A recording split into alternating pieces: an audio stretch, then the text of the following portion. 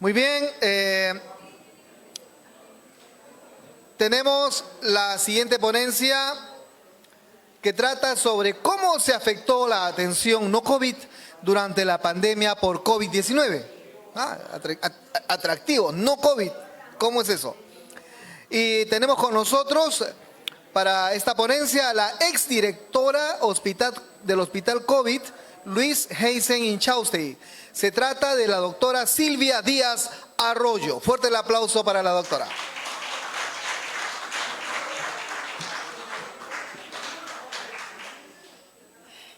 Buenas tardes, colegas. Vamos a ver si puedo ver algo. He perdido los lentes. ¿Ahí me escuchan? Ya, ahí. Ahí. Ok, buenas tardes. Bueno, hemos hablado mucho ahora sobre todos los cambios que pasamos durante la pandemia, cómo se vio afectada nuestras vidas. Realmente era un evento que no esperábamos y para el cual no estábamos preparados para nada, sobre todo en el ámbito de la salud. Nuestros sistemas de salud estaban muy retrasados en relación con el avance económico del país y eso es la causa del olvido durante muchos años, durante muchos gobiernos. Cuando el 31 de diciembre del 2019 en China se notifican los primeros casos de esta rara enfermedad, de esta enfermedad desconocida, realmente no pensábamos que se iba a convertir en una pandemia, ¿no? Pensábamos que eran, pequeños brotes de enfermedades como las que tuvimos anteriormente, como la gripe aviar, la porcina, etcétera. Y no se le dio tanta importancia. Cuando ya en enero los chinos notifican de que han encontrado que es un nuevo virus y rápidamente sale de las fronteras de China, el 13 de enero ya teníamos el primer caso en Tailandia. De todas maneras, nosotros seguíamos pensando que estos eran casos esporádicos y que China y Tailandia están tan lejos que no iba a llegar la enfermedad para acá. Y no nos preocupábamos para nada. Luego empiezan a aparecer ya los primeros casos en Europa y nosotros seguíamos en nuestra pasividad, sin prepararnos. Y recién cuando el 19 de enero aparece el primer caso de COVID-19 en Estados Unidos, empezamos a pensar, puede ser que la enfermedad llegue a Perú, creo que vamos a tener que prepararnos. El Ministerio de Salud emitió un documento donde se elaboraba un plan preventivo para afrontar una posible epidemia de COVID-19. Pero aún así seguíamos incrédulos, tanto así que hasta ese momento la OMS no consideraba al COVID-19 como una emergencia epidemiológica y no lo habían considerado tampoco como una pandemia. El primer caso en Perú aparece el 5 de marzo y entonces cundió el pánico. Y no solamente entre la población, sino también en los establecimientos de salud. No sabíamos qué hacer, no sabíamos cómo atender a los pacientes. Ya habíamos tenido en días anteriores casos de muertes por neumonía. Recuerdo mucho en mi hospital, nuestro médico encargado de epidemiología en una reunión de gestión informó acerca de varias muertes por neumonía en ancianos y nos parecía raro porque era mucho más de lo normal y no era común para la época. Nosotros pensamos que esos casos correspondían a COVID-19 a pesar de que no lo podíamos confirmar en ese momento. Y cuando ya se notificó el primer caso en Perú, pues no sabíamos qué hacer, no sabíamos cómo organizar la atención. Nos dimos cuenta que no estábamos preparados, que nuestro sistema de salud no estaba para nada preparado para enfrentar una enfermedad de ese tipo. No teníamos equipos de protección personal, había muy pocas camas de cuidados intensivos a nivel nacional. Uy, me salí. ¿Me ayudas? Creo que se acaba. Ok. Ya. Y sobre todo, como país, no podíamos enfrentar la pandemia por varias circunstancias. En primer lugar, teníamos un sistema de salud segmentado, porque nosotros en nuestro país tenemos varias instituciones que prestan atención de salud. Tenemos la Seguridad Social, que cubre aproximadamente el 25% de la población. Aparte está el Ministerio de Salud, las instituciones prestadoras de salud de las Fuerzas Armadas.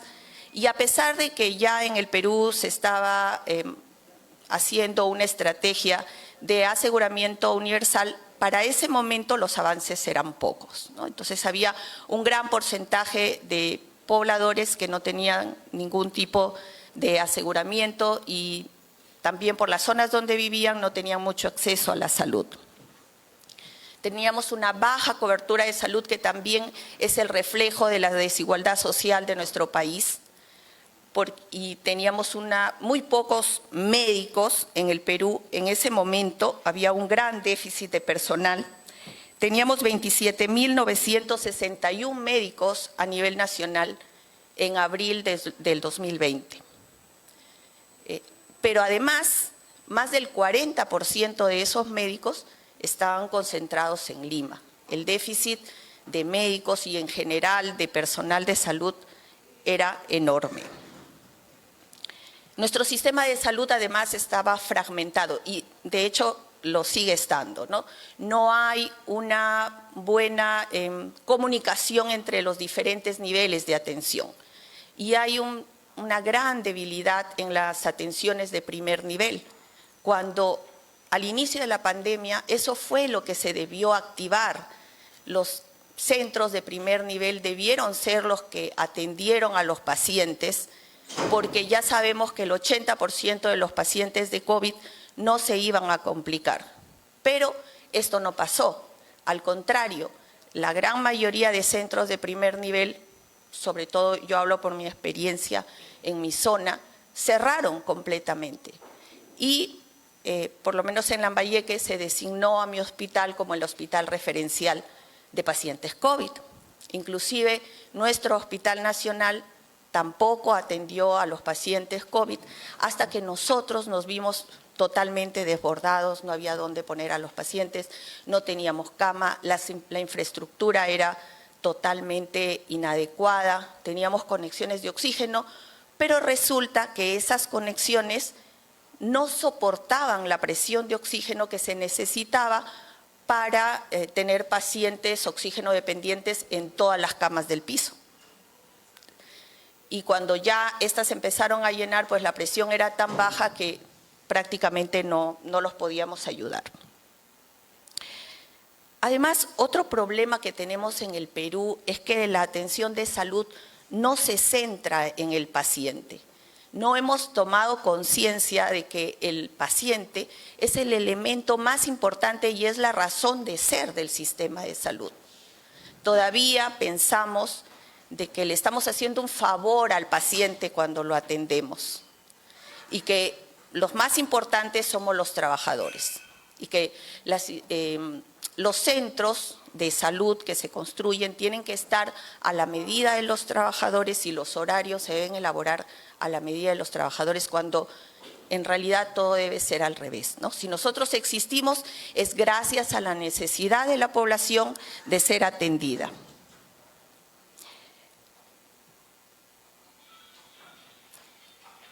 La inadecuada infraestructura de los centros de atención en salud, bueno, eso, como les comentaba, nosotros tenemos a nivel nacional y creo que en todas las instituciones de salud una inadecuada estructura. Las instituciones estatales o están viejas o no están adecuadamente diseñadas o la infraestructura no se construyó adecuadamente.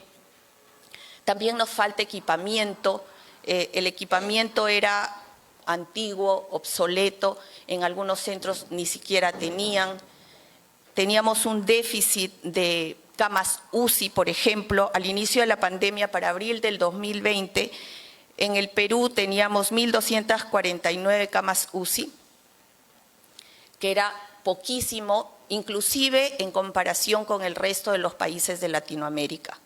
En mi hospital nosotros teníamos no una UCI, teníamos una unidad de cuidados intermedios con 8 camas, pero resulta que cuando quisimos poner a los pacientes COVID ahí, nos dimos con la sorpresa de que la presión de oxígeno era tan baja que los ventiladores mecánicos se apagaban.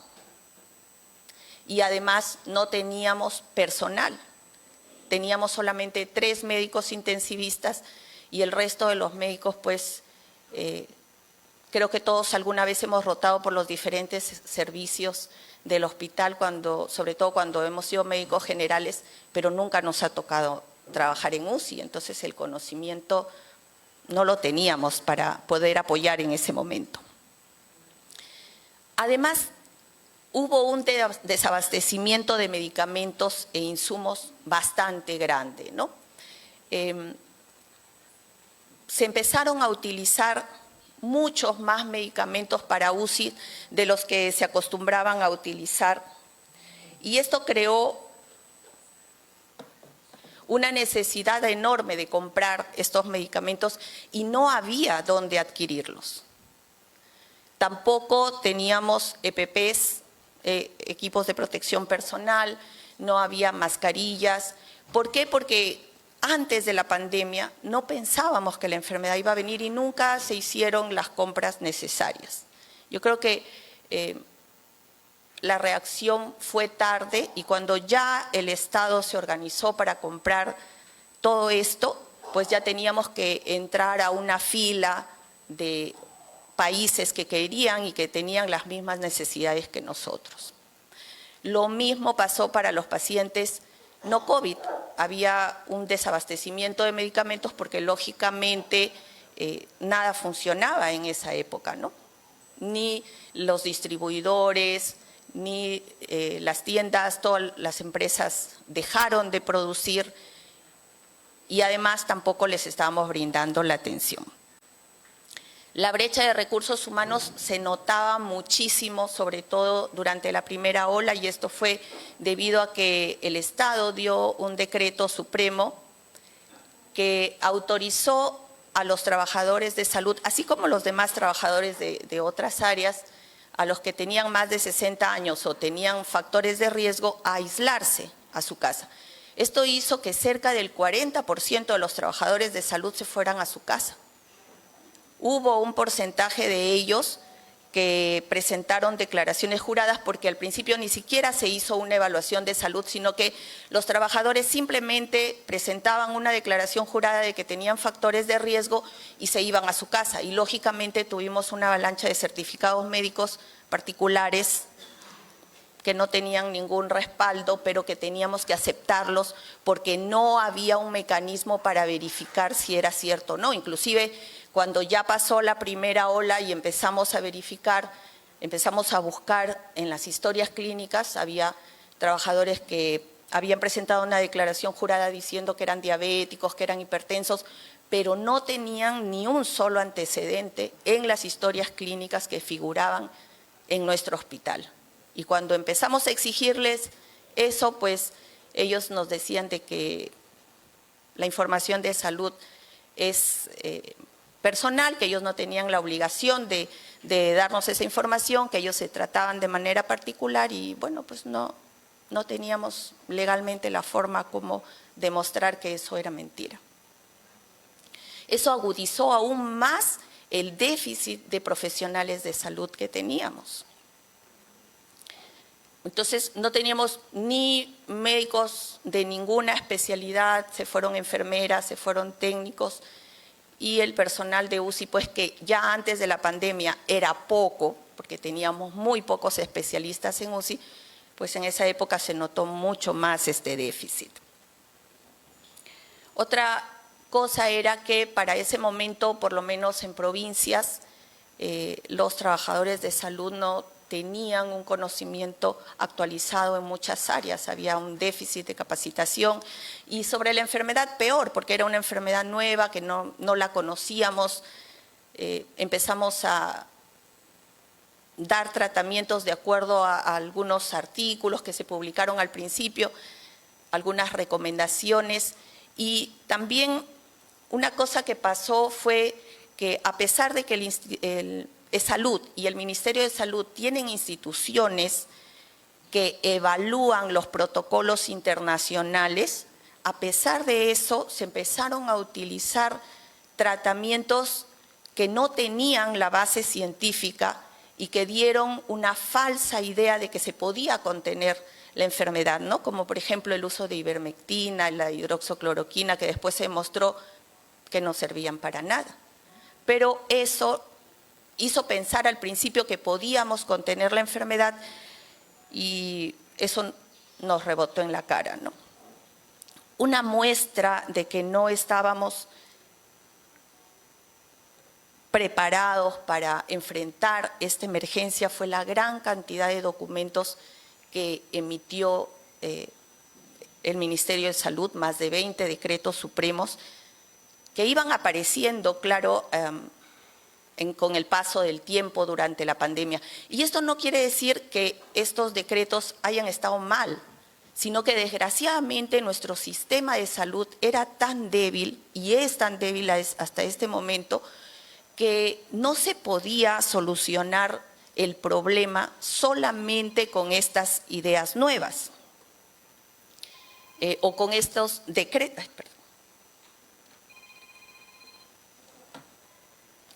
Con estos nuevos decretos era imposible.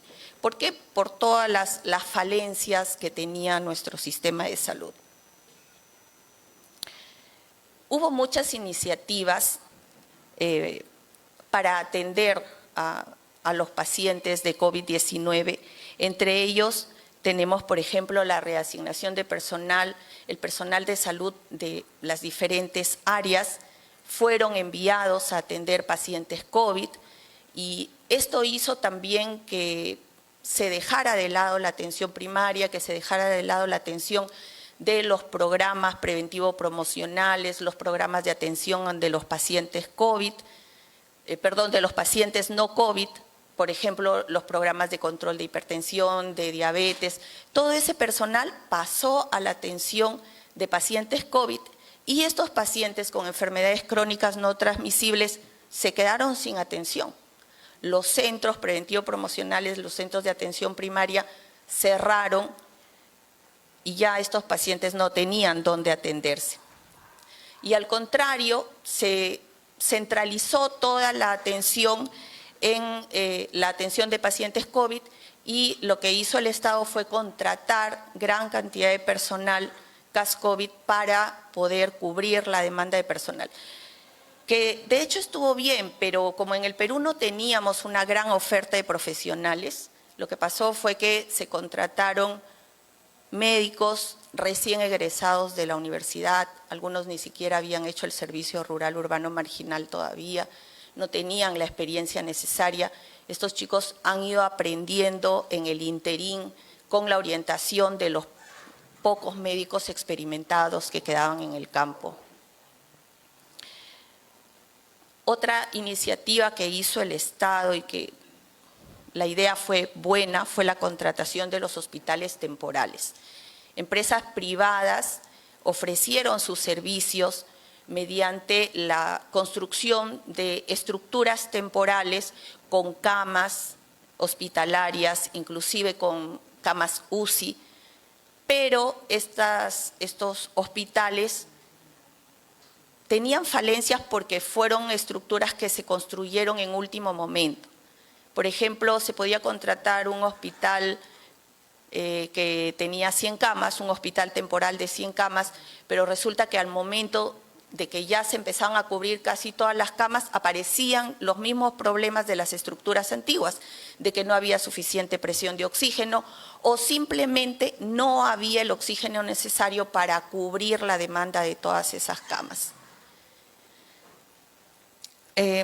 Otra iniciativa del Estado fue el fortalecimiento de las UCIs, y para eso se compraron muchos equipos, muchos ventiladores mecánicos, monitores de parámetros vitales, se contrataron médicos, inclusive al principio sin autorización, pero luego llegó la autorización para que los médicos intensivistas y los médicos de cualquier especialidad pudiesen trabajar en 2 instituciones del Estado al mismo tiempo, cosa que antes de la pandemia estaba prohibida.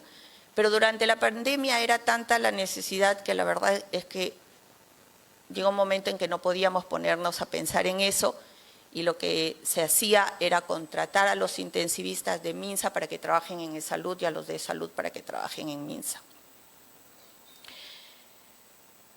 Entonces se adquirieron estos equipos, se contrataron los médicos, también se hicieron contratos para conseguir los equipos de protección personal, para las mascarillas, pero todo eso demoró en llegar, porque había una fila de instituciones y de países que estaban en lo mismo, que tenían las mismas necesidades que nosotros, porque yo creo que a todos los países de Latinoamérica la enfermedad nos cogió en más o menos iguales circunstancias. También se implementaron durante la pandemia plantas de oxígeno. Algunas de ellas nunca funcionaron, pero algunas sí, aunque estas empezaron a aparecer durante la segunda ola, más o menos al final de la segunda ola, por lo menos en Lambayeque, aparecieron al final de la segunda ola. Durante la primera ola y el inicio de la segunda ola no teníamos suficiente abastecimiento de oxígeno, porque todo el abastecimiento de oxígeno del país estaba centrado en solo dos empresas internacionales, y que ellas mismas informaron que no tenían la capacidad para darnos el oxígeno que necesitábamos. Y las pocas generadoras de oxígeno privadas empezaron a aumentar los precios del oxígeno a tal nivel que se podía comprar un balón de oxígeno a 7.000 soles. Cuando un paciente que estaba a 15 litros por minuto, un balón le duraba 6 horas. Y había familias que tenían no un paciente, sino 2 y hasta 3 pacientes oxígeno dependientes en ese momento. Entonces era una situación terrible. Nosotros en el hospital tampoco teníamos la cantidad necesaria. La empresa que nos proveía el oxígeno nos decía que no nos podía dar más.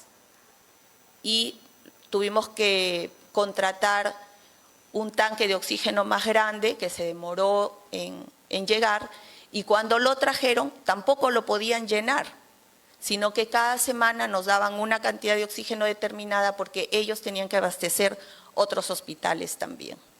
Y eso nos limitaba en la cantidad de pacientes que podíamos recibir. Tanto era así que llegó un momento en que teníamos que decirles a los pacientes que tenían que llegar con su balón de oxígeno hasta que nosotros pudiésemos conseguir más oxígeno de otro lado. Y bueno, nosotros en el hospital teníamos que hacer maravillas. El administrador de nuestro hospital de ese momento, realmente yo no sé cómo lo hacía, yo lo llamaba desesperada y le decía, tienes que conseguirme oxígeno porque tengo 12 pacientes en camillas y ya no hay oxígeno, y tengo 3 pacientes que no les queda más que 2 horas de oxígeno. No sé cómo él hacía, pero lo conseguía. Claro que era una situación de estrés terrible, porque los pacientes venían, traían su oxígeno, pero una vez que el paciente ingresaba al hospital, ya era nuestra responsabilidad. Ya ellos no tenían por qué seguir trayendo, y de hecho ya no seguían trayendo oxígeno.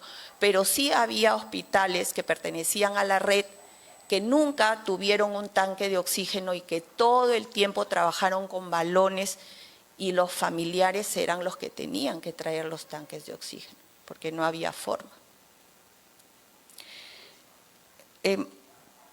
La capacitación del personal también fue una buena iniciativa que se fue dando a través del tiempo, de manera virtual generalmente. Lo bueno es que los médicos jóvenes pues siempre están con ganas de prepararse, y ellos escuchaban las capacitaciones de manera virtual.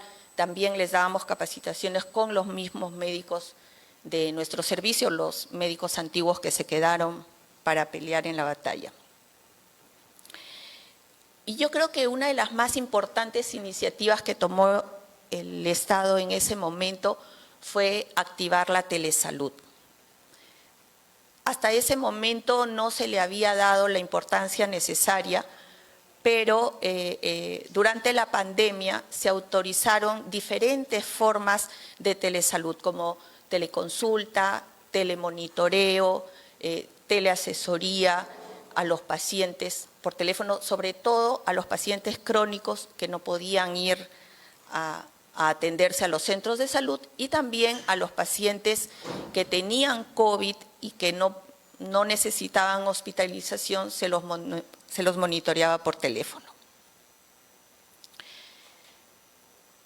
Durante la primera pandemia en el Perú se decretó un aislamiento que al principio fue de 15 días, pero finalmente duró desde el 15 de marzo hasta el 26 de junio. Se suponía que este aislamiento iba a contener la pandemia, pero no fue así. La idea era buena.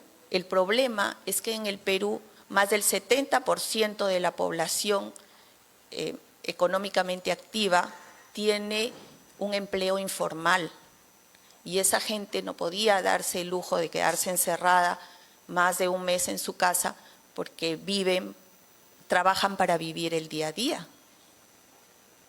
Por lo menos en Chiclayo, durante el aislamiento, era como si no hubiera pasado nada, las calles seguían llenas de gente. La gente salía a trabajar porque tenía necesidad, y nosotros fuimos una de las regiones que tuvo más enfermos y más muertes por COVID. Nosotros tuvimos más de 4.152.284 casos positivos de COVID y más de 216.877 fallecidos. Esa es la cifra oficial, pero debemos tener en cuenta que tenemos un subregistro que nos hace pensar que esta cifra podría ser aún mayor. Además de las muertes por COVID, a esto se le sumaron las muertes de los pacientes con enfermedades crónicas no transmisibles que murieron de la pandemia por culpa de sus enfermedades, porque no recibieron la atención necesaria debido al cierre de la mayoría de los centros de salud. Por ejemplo, el Instituto Nacional de Enfermedades Neoplásicas durante algún tiempo dejó de atender. Luego, claro, reiniciaron, y lo mismo pasó en todo el Perú. En Chiclayo, el Hospital Nacional Almanzora Aguinaga también al principio suspendió sus atenciones, luego empezaron a atender, pero aquí pasaban varias cosas. Uno, que los pacientes con enfermedades crónicas no transmisibles no iban a atenderse a los centros de salud porque, en primer lugar, no había transporte. Todo el país estaba paralizado y la gente que vivía lejos no podía movilizarse. Estaba prohibida la movilización en carros particulares. Entonces, los que vivían a una distancia que no podían ir a pie, pues no podían ir. Otra razón era que a estos pacientes les daba mucho miedo ir a los centros de salud porque tenían miedo a contagiarse de COVID y morir.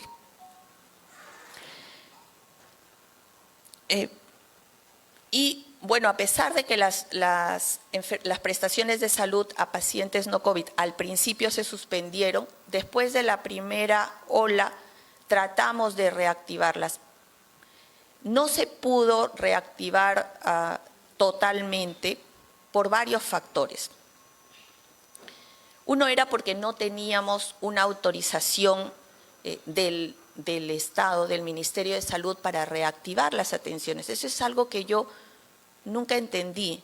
¿Por qué no podíamos empezar a atender en los centros de atención primaria, movilizar a los especialistas de las enfermedades crónicas no transmisibles a los centros de atención primaria para iniciar la atención de estos pacientes? Pero eso no se dio porque no había un documento que nos autorizara.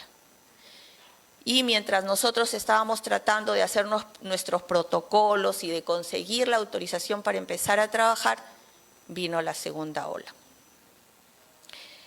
También es cierto que el personal de salud estaba mal, estaba aterrorizado, porque somos personas y teníamos miedo, teníamos mucho miedo. Era como estar en un campo de batalla donde estás parado y las balas caen por todos lados y uno no sabe en qué momento le va a caer a uno la bala. Nosotros empezamos a atender en mi hospital, un hospital con 80 camas, teníamos un promedio de 20 fallecimientos diarios, casi un paciente por hora. Y los pacientes llegaban en tan mal estado que apenas los empezábamos a atender se morían. Esto causaba pánico en los trabajadores, que tenían miedo no solamente a enfermarse, sino llevar la enfermedad a su casa.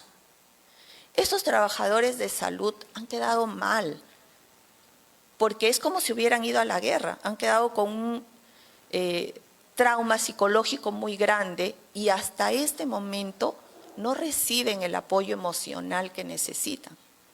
Yo veo a los trabajadores de mi hospital cuando empiezan a recordar todo lo que vivimos en estos momentos, quebrarse, hombres y mujeres, porque no es fácil ver morir a la gente, no es fácil tener un paciente que se cuelga de tu uniforme y te dice, por favor, doctor, póngame más oxígeno, y tú sabes que ya no se puede más porque está en la cantidad máxima de oxígeno posible y porque además sabes que ese paciente se va a morir.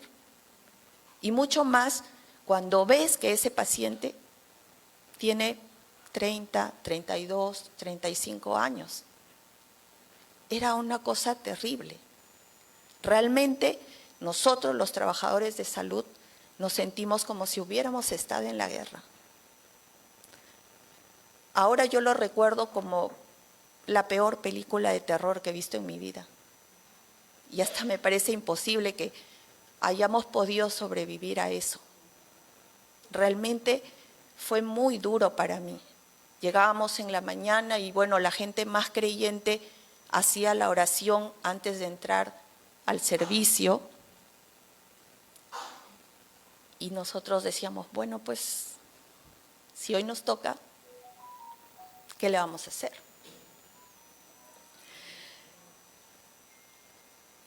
Yo creo que estos problemas de la atención de salud se dieron más o menos igual en todos los países de Latinoamérica. La OMS realizó en mayo del 2020 una evaluación rápida de las prestaciones de servicio de salud para las enfermedades no transmisibles durante la pandemia del COVID-19. Una cosa que es importante recalcar es que al inicio de la pandemia, una de las indicaciones de la OMS fue la de restringir las atenciones de los pacientes no COVID para centrarse en los pacientes COVID. Sobre el estudio se elaboró un cuestionario y la OMS invitó a sus 35 Estados miembros, de los cuales 28 respondieron el formulario. La mayoría de los estados participantes informaron que parte o la totalidad de su personal que estaba abocado a atender los pacientes con enfermedades crónicas no transmisibles fueron enviados a la atención de pacientes COVID, lo mismo que pasó aquí en el Perú. Solo 2 países informaron que sus servicios ambulatorios estaban completamente cerrados. 18 países reportaron que mantenían los servicios abiertos pero con limitados accesos y 7 países indicaron que los servicios estaban completamente abiertos. Una cosa que pasó en el Perú y que, bueno, yo no sé, tal vez ustedes, compañeros de otros países latinoamericanos, si pasó lo mismo en sus países, pero acá hubo un auge de las atenciones privadas, mientras que las instituciones del Ministerio de Salud y de E-Salud no podíamos reiniciar las atenciones no COVID, las clínicas privadas atendían al 100% y la gente que podía pagar pues abarrotaba esos centros de salud. Eso también muestra ese poco diálogo, esa poca coordinación que existe entre la atención de salud estatal y la privada. Inclusive para la atención COVID, había un convenio con las instituciones privadas para que se atendiera a los pacientes. Sin embargo, la mayoría de los pacientes que se atendían en las clínicas eran pacientes que ellos mismos pagaban su atención. Y lógicamente las clínicas pues cobraron cantidades estratosféricas por atender a estos pacientes. Ahora, durante el 2020, la atención, sobre todo de los pacientes con cáncer, estuvo bastante limitada, ¿no? Algunos dejaron su tratamiento durante varios meses, quedaron congeladas los programas preventivos promocionales para cáncer, los programas de tamizaje. Esto ha hecho de que después de la pandemia encontremos gran cantidad de pacientes en estadios avanzados de la enfermedad. Tampoco se hacían los controles de embarazo y las mujeres llegaban ya a dar a luz sin haber tenido un control previo. Hubo mujeres gestantes que murieron durante la pandemia, algunas porque les dio COVID y otras por otros tipos de complicaciones. Entonces, cuando se empezó a fortalecer la telesalud, una de las actividades que nosotros empezamos primero fue la de monitorizar a las gestantes por vía telefónica. Y bueno, eso ayudó bastante, pienso yo, porque cuando por teléfono se descubría que la paciente tenía algún factor de riesgo, pues entonces la empezamos a citar y a ver la forma de que ella pudiera ser vista por un ginecólogo de manera segura. Las atenciones de telesalud permitieron aumentar muchísimo las atenciones en general de salud. Para el año 2020 se hicieron 13 millones de atenciones y para el 2021, sumando las atenciones de telesalud, llegamos a 24 millones. Luego, en el siguiente año, la cantidad de atenciones bajó, pero eso fue porque ya se dejó de lado las atenciones de telesalud y estamos tratando de volver a la normalidad. Ya tengo que terminar porque se me acaba el tiempo. Las prestaciones que se realizaron por telemedicina, que como les decía, a mi modo de ver, ha sido la mejor estrategia que se ha utilizado, fueron las de teleconsulta, en la cual un médico atendía al paciente por teléfono, teleapoyo al diagnóstico, la teleorientación a los pacientes con enfermedades crónicas, el telemonitoreo de los pacientes COVID y la teleinterconsulta, que es una consulta en la cual hay dos médicos que se comunican al mismo tiempo con un paciente, ¿no? Un médico general y un especialista. Y bueno, los retos y desafíos que nos ha dejado la pandemia son, por un lado, que tenemos que fortalecer la infraestructura de las IPRES de salud, de las instituciones prestadoras de salud de nuestro país. Tenemos que fortalecer sobre todo la atención primaria. Tenemos que mejorar la dotación de equipos biomédicos e informáticos, que, ojo, no pasa solamente por el aumento del presupuesto, porque yo siempre escucho a todo el mundo decir que el presupuesto de salud es insuficiente. Yo pienso que más bien hay un mal uso de ese presupuesto, porque si usamos bien el presupuesto yo creo que sí nos alcanza. Hay que también trabajar en desarrollar el trabajo en redes integrales de salud. Esto es algo que recién se está empezando a hacer. Existen algunos trabajos que se están haciendo, sobre todo aquí en Lima, pero todavía no está totalmente establecido. Hay que fortalecer las competencias del personal de salud, fortalecer la capacidad de respuesta de las IPRES y seguir fortaleciendo el desarrollo de telesalud. Me despido porque ya se me acabó el tiempo. Gracias.